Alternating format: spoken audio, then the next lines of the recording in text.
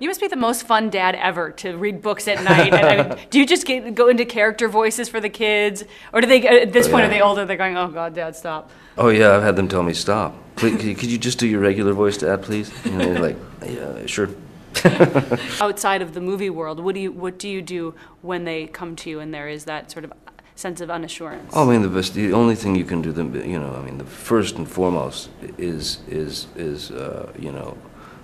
unconditional love and support. That's really it. You just love them and try and steer them in the right way. They come home, they've been, because kids can be a little brutal here and there. Mm-hmm. Especially as they're nearing junior high and yeah. Things get really brutal. But as long as you love them, support them, and let them know how special they are, how unique they are. I think that's all you can do. You're golden, yeah. And it's hard because they see you go into this world as such a success in what you do. How do you continue that at home? I mean, my kids barely. I mean, they don't. I mean, they know what I do basically, but they don't really care. I mean, it's never. It's never really discussed at home. Maybe they'll ask me about a part in a movie or this or that or a section of a film, but. They're not so interested, which I think is magnificent. In this film, I know the kids got to come to set. Are you going to let them see it, though? Because it's kind of, I was a little scared, especially in 3D. Your kids are a little young. No, well, my 2-year-old, she'd like, she loves monsters. Does she?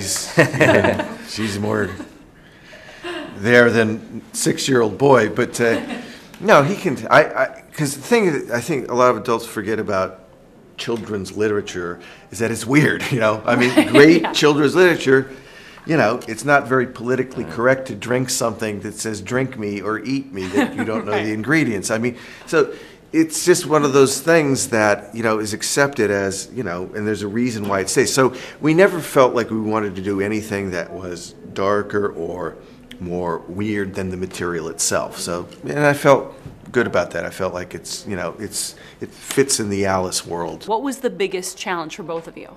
Well, for me, it was just using all the different techniques that we wanted to use. It was a real puzzle. I never worked on something that was just such a weird kind of backwards process to making a movie. So there's that, and then there's just trying to be true to what you love about the Lewis Carroll characters in the Alice in Wonderland world. I mean, that was the key thing, I think, for all of us, to kind of take whatever we each loved about that and whatever's touched us about those characters and try to do it justice. And Johnny, for you, the Mad Hatter, I mean, you've played such fantastical characters in the past, but he is an incredible dream to play, I would assume. He was fun. He was a lot of fun to play. How do you get into the head, excuse the pun, of the Mad Hatter? Well, I mean, part of it certainly comes from that wonderful book, Lewis Carroll's incredible imagination.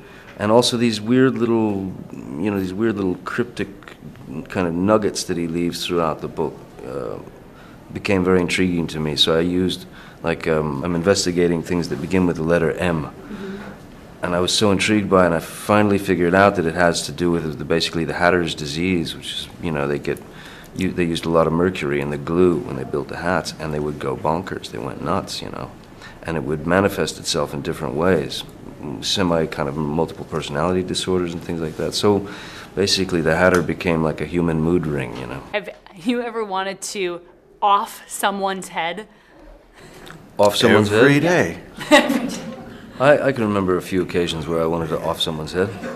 It is a great expression, and I have to say, your wife does it very beautifully. Oh yeah. Screaming it at the top of her lungs in many different ways, yes. She did say that you made her scream it so much at the beginning of the day so that you didn't have to hear her talk the rest of the way, especially when you got home. That's true. Because the film is shot on green screen, and I know you've obviously done this before, but there seems to be just that much more of a level of difficulty here, the challenges that were undertaken for this film. Johnny, as an actor, you do work so creatively, but how do you get over those sort of challenges of the green screen, of characters not really there to act with?